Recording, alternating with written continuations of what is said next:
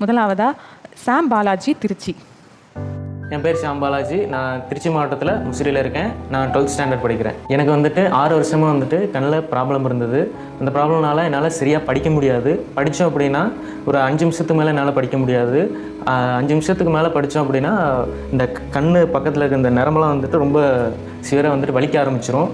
பயங்கரமாக வலி எடுத்துரும். வலி வந்துட்டு ரொம்ப விண்ணுன்னு சுறுசுறுன்னு வலிச்சிக்கிட்டே இருக்கும். ஒரு விஷயத்தை வந்துட்டு என்னால் ஃபோக்கஸ் பண்ணி பார்க்க முடியாது.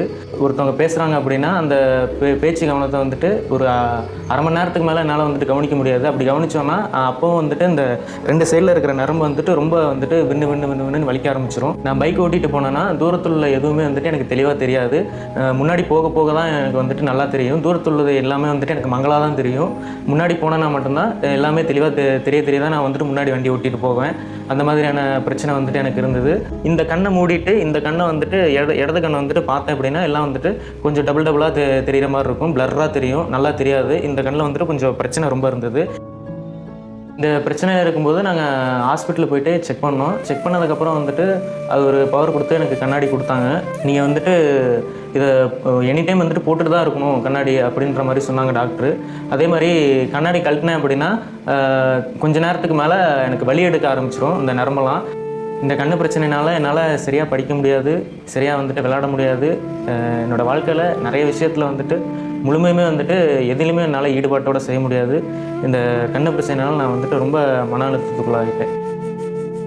இப்படி இருக்கும்போது 2024 ஜூன் மாதத்தில் 27ஆம் தேதி வியாழக்கிழமை அன்னைக்கு நாலுமாவடியில் வந்துட்டு நானும் என்னுடைய அத்தை பையனும் வந்துட்டு தேவனுடைய கூடாரத்துக்கு வந்துட்டு போயிருந்தோம்.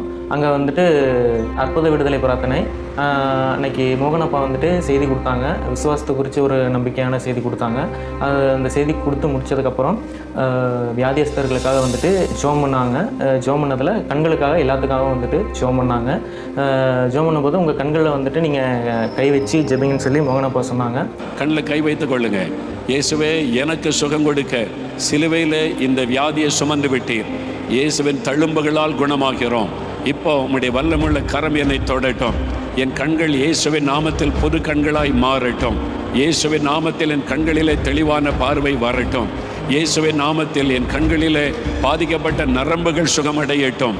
இயேசுவின் நாமத்தில் பார்வையில்லாத என் கண்களிலே பார்வை வரட்டும். இயேசுவின் நாமத்தினாலே.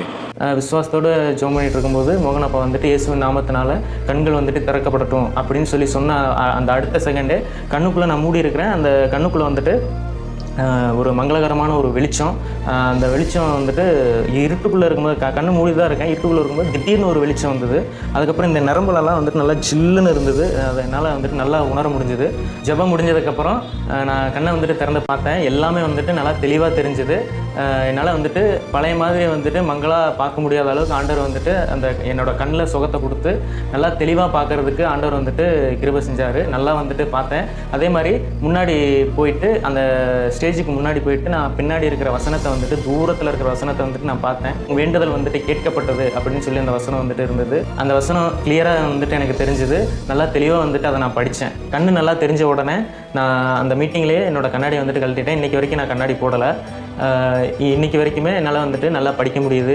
நல்லா எல்லா வேலையும் வந்துட்டு கவனத்தோடு செய்ய முடியுது. முன்னாடி இருந்த பிரச்சனைலாம் எனக்கு இப்போ எதுவுமே இல்லை. பைக்கில் நான் போனாலும் தூரத்தில் இருக்கிறது எல்லாமே வந்துட்டு எனக்கு தெளிவாக தெரியுது. 5 நிமிஷத்துக்கு மேலே முன்னாடி படித்தா நரம்பு வலி இருக்குது. இப்போ வந்துட்டு எனக்கு அந்த வலி வந்துட்டு சுத்தமாக இல்லை. 6 வருஷமாக எனக்கு இருந்த கண்ணு பிரச்சனையிலேருந்து எனக்கு பரிபூர்ண சுகம் கொடுத்த ஏசப்பாவுக்கு நன்றி.